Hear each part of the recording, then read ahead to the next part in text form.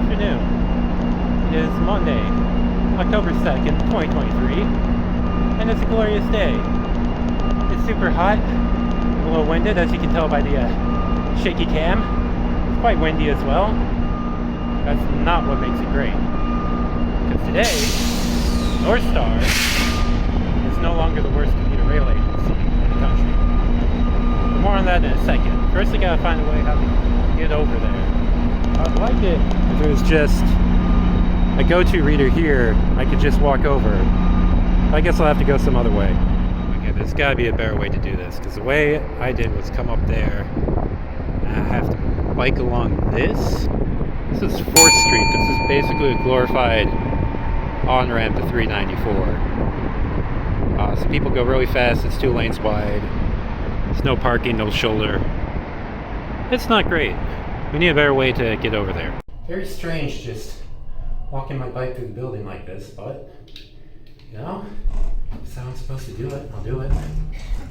The Northstar Rail Line is a commuter rail operation running from Target Field Station in downtown Minneapolis to Big Lake, Minnesota. Opened in 2009, it travels a distance of 40 miles over BNSF's Northern Transcon and connects 5 other communities along the way: Fridley, Coon Rapids, Anoka, Ramsey, and Elk River. Heading east, we immediately pass the most scenic part of the route where it crosses the Mississippi River just north of downtown, then turns north. Sit on the right side going outbound so you can see it and the one other possible attraction, if you're a foamer: Northtown Yard, which is the biggest rail yard in the state. Unfortunately, I got dinged both times and didn't really get any good footage of the hump in action. Originally designed to stretch all the way to St. Cloud and then some, the west end of the route, as well as a few intermediate stops, were cut in the design phase, due to the way federal funding formulas worked at the time. Currently, the Northstar Link provides a bus connection to St. Cloud. Ridership has hovered between the 700,000 and 800,000 riders per year mark from 2010 until 2020, when COVID threw a brick at things. Likewise, service started at 6 round trips per weekday and 3 on weekends, with special service to and from Twins games, Vikings games, and a few other special events. This dropped all the way down to 2 per day on weekdays only, giving it the honor of being the worst commuter rail service in the country. Ridership subsequently dropped to about 80,000 riders per year. With today's restoration of service to 4 trains a day, one of which is a reverse commute, plus special service, we are now solidly ahead of the Altamont Corridor Express. If we're going by individual lines, this also puts us ahead of the Metro Heritage Corridor and Sounder North, with 3 and 2 round trips per day, respectively. Fridley is one of 2 island stations on the system, although it doesn't act like it. There's never been a track on the west side. That will be added as part of a triple track project for the Northern Lights Express, the train between Minneapolis and Duluth. Speaking of which, here's the future site of the Coon Rapids Foley Station. This is a park and ride that was supposed to have a station attached to it in the original Northstar plan, and it will be built as part of the Northern Lights Express. Between that and Northstar, it will be the best served rail station in the state when it opens. Not long after, we pass Coon Creek Junction, where the Hinckley subdivision splits off towards Duluth, and continue our slow turn towards the northwest. The next 3 stations are all of a similar design, 2 platforms with an overhead walkway. It was also the point where we start to see some of the problems with the system shine through. As it was built as a traditional commuter rail network, stations are heavy on parking and light on any other modes, although most stations do have bike lockers, which is fairly unique, I think. Still, even Ramsey, the only infill station built back in 2012, which prides itself on its core neighborhood, stylized COR, is still quite separated from the station that is supposed to be its anchor.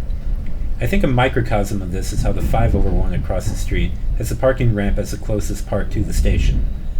The worst station is Elk River, which is a full 2 miles from its downtown. Finally, we get to Big Lake, with the inbound Link bus arriving moments after and leaving just as fast. I brought my bike along for this trip, but naturally I forgot to film my short circuit through the parking lot. Northstar runs in push-pull, so this train became my inbound ride 15 minutes later. By the way, are wraps on Northstar a new thing? I don't think I've seen them before. I haven't seen any photos or video of it. Let me know. While frequency is perhaps the biggest issue for the system, there are definitely others, like the lack of en route transit connections. Apart from downtown Minneapolis, No station has more than one connecting bus. 2 don't even have that, and none operate at more than once an hour. Despite operating on mostly the same line, there is no connection to the Empire Builder either, although rumor is Anoka is petitioning for a stop. If it does happen, it will likely be moved to provide a connection to the Northern Lights Express as well at Coon Rapids Foley. As mentioned, the lack of real development around the stations is also a hindrance, as well as the station spacing itself, I would say, which often exceeds 10 miles. Foley Station will plug one of these gaps, and there's really nothing between Elk River and Big Lake at the moment anyway. By the way, let's take a moment to appreciate that fact. How many other places can you ride commuter rail in purely rural areas? Anyway, the last gap is between Fridley and downtown. There really should be a station or two in northeast Minneapolis, and in fact, that was in the original plan. If you care to learn more about all the ways Northstar falls short, I've linked an article I wrote about a year ago in the description. All that said, seeing the next outbound train blast by just east of Ramsey does make it feel almost useful. So what does the future have in store for Northstar? Right now, it is unclear what Metro Transit goal is for service restoration, although most likely it is the pre-COVID schedule. They also haven't given a timescale for this to happen. Further in the future, the St. Cloud extension has been talked about basically since it was dropped 15 years ago. MnDOT conducted a study on it in 2020, but because of the pandemic it was determined that they'd need to do another one to account for the change in ridership. This, of course, isn't to be confused with the concurrent one they're running, where they're examining the aftermath of COVID on transit as a whole. Other possibilities include adding the Dan Patch line down to Northfield, as well as the eastward extension to St. Paul Union Depot. Overall, I was satisfied with my trip. The ride was decently comfortable, although you can certainly tell the Bombardier bi-levels are a bit worn out. Some dedicated bike storage would be nice, as the current option is to strap them in front of a bench.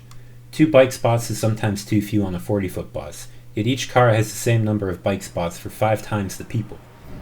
More outlets are also needed. As far as I can tell, only the seats with tables had them. Again, all of these are sign of the equipment's age.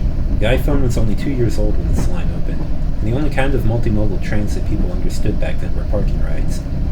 I think Metro should take this opportunity to rebuild them while they still have some spares. Still, the service is quiet, fast, and comfortable.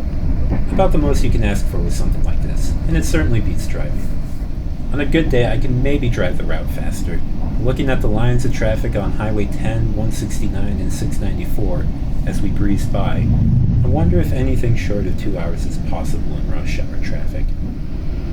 Drifting back into Target Field Station, I can't help but marvel at seeing my city from a new angle, and feel excitement about what the future has to bring. If nothing else, I knew they gained at least one new rider. I briefly talked to the other guy who brought his bike on, and at the end of the ride he described the whole thing as quote-unquote pretty slick.